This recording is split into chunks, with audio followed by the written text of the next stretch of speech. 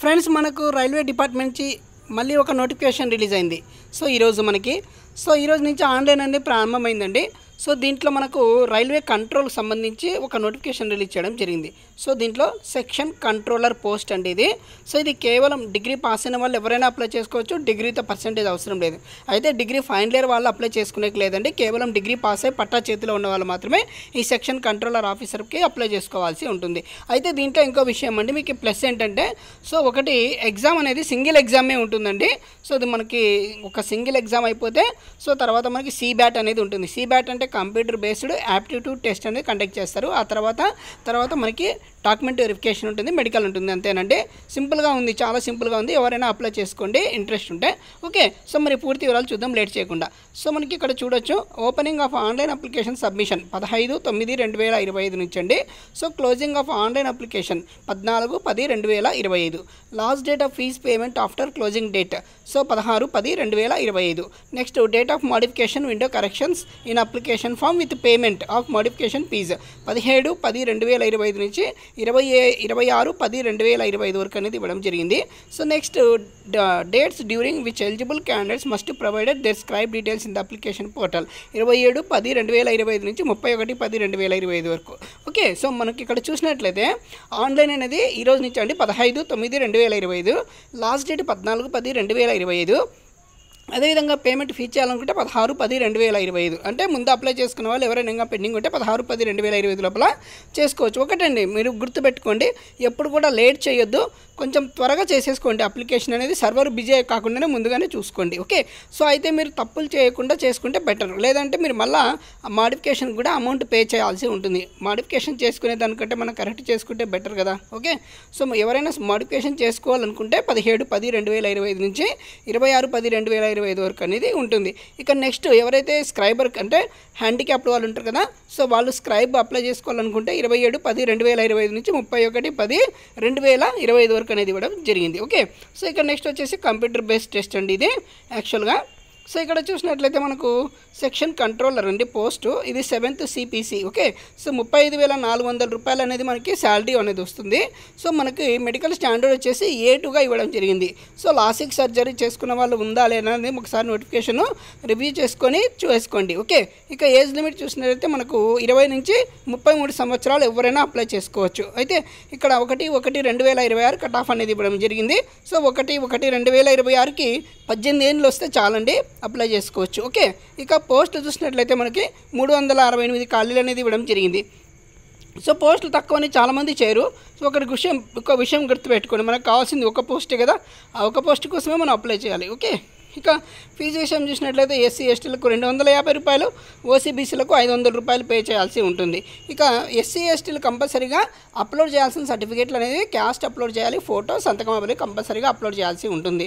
ఇక 10th ప్రకారము మీరు అదేవిధంగా ఇంటరు డిగ్రీ ఇవైతే సర్టిఫికేట్లు ఏవైనా ఉన్నాయో దాని ప్రకారం మనము ఎంటర్ చేసుకుంటూ వెళ్ళాల్సి ఉంటుంది కంపల్సరీగా. సో ఒకసారి రిజిస్ట్రేషన్ చేసుకొని కంపల్సరీగా మళ్ళీ అప్లై చేయాల్సి ఉంటుంది. 2 అనేది ప్రాసెస్ కంపల్సరీ చేయాలంటే, ఒకటి రిజిస్ట్రేషన్, 2 అప్లై. సో ఈ 2 కంపల్సరీగా పూర్తి చేయాల్సి ఉంటుంది, తర్వాతనే పేమెంట్ అనేది చేయాల్సి ఉంటుంది. ఓకే, సో ఇక next stages of examination. They shall be single exam based అండి. ఇది only CBT computer based exam followed by computer aptitude test అండి and document verification medical examination. చెప్పాను కదా ఇందాకనే మీకు ఒకటే ఎగ్జామ్ ఉంటుందని చెప్పాను, కంప్యూటర్ బేస్డ్ టెస్ట్. అదేవిధంగా CBAT అండి computer based aptitude test, document verification, medical exam అనేది ఉంటుంది. ఇక నెక్స్ట్ కాల్ లెటర్స్. సో మీకు కాల్ లెటర్స్ అనేది ఎప్పుడైనా మనకి డేట్ ఇవ్వలేదు, ఎగ్జామ్ డేటు. సో మీరు కొంచెం త్వరగా ప్రిపేర్ అయితే బాగుంటుంది, తక్కువ టైంలోనే ఎక్కువ సంపాదించుకోవచ్చు మనం మార్కులు అనేది. సో కాబట్టి కొంచెం ఫోకస్ చేయండి సబ్జెక్ట్ పైన. ఇక నెక్స్ట్ చూద్దాం. నెక్స్ట్ చూసినట్లయితే మనకు ఇక్కడ so preferences of railway zone. మనకి ఇండియాలో ఉన్న రైల్వే జోన్స్ అన్నీ ఉంటాయి అందుబాటులో. సో మీరు ఏ జోన్కి అప్లై చేసుకుంటారనేది మీ ఇష్టం.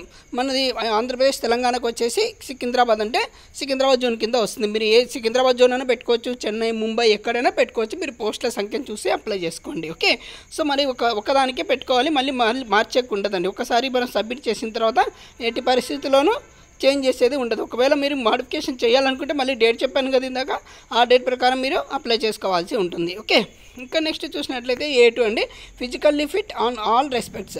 సో ఇక్కడ డిస్టెన్స్ విజన్ వచ్చేసి 6/9 ఉంటే సరిపోతుంది వితౌట్ గ్లాస్ అండి.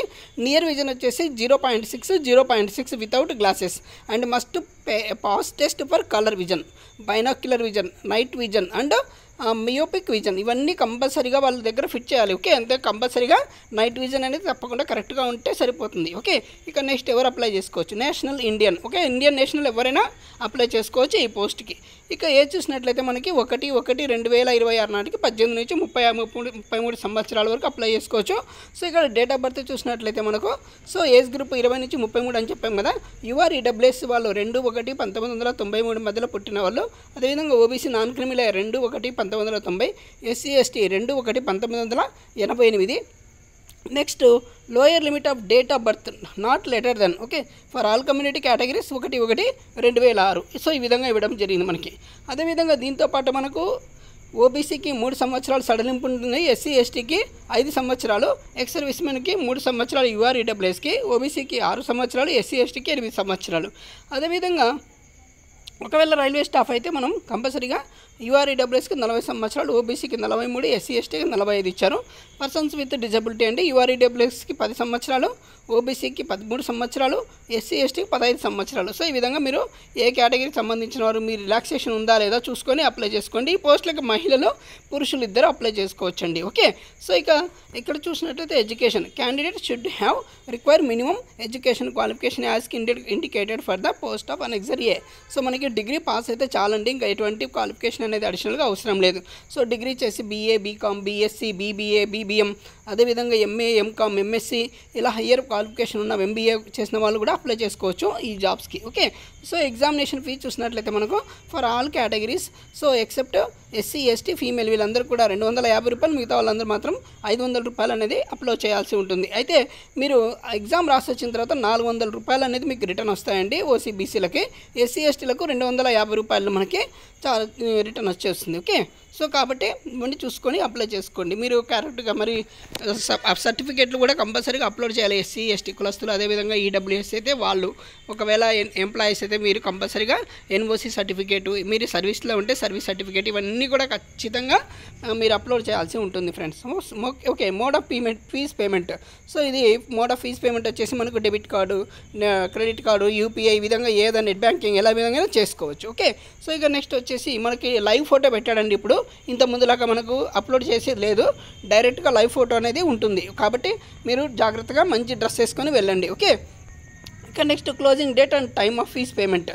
So that online payment will be allowed till 11:59 hours of 16/10/2025. So 16/10/2025 మనకి చివరి తేదీ అని చెప్పడం జరిగింది. ఓకే, సో ఇదండి. ఇంకా ఏమైనా డౌట్స్ ఉంటే కింద కామెంట్ చేయండి, తప్పకుండా చెప్తాను. ఈ వీడియో కనుక నచ్చినట్లయితే లైక్ చేయండి, షేర్ చేయండి, సబ్స్క్రైబ్ చేయడం మర్చిపోద్దు. ఇలాంటి ఎవరో నిరుద్యోగులు ఉంటారు కదా, సో వాళ్ళకు కూడా ఇది ఫార్వర్డ్ చేయండి. 30 సంవత్సరాలు దాటిన వాళ్ళకు కూడా ఇది అవకాశం ఉంది కాబట్టి సో వాళ్ళకు కూడా ఫార్వర్డ్ చేయండి. ఓకే, థ్యాంక్ యూ అండి, థ్యాంక్ యూ సో మచ్.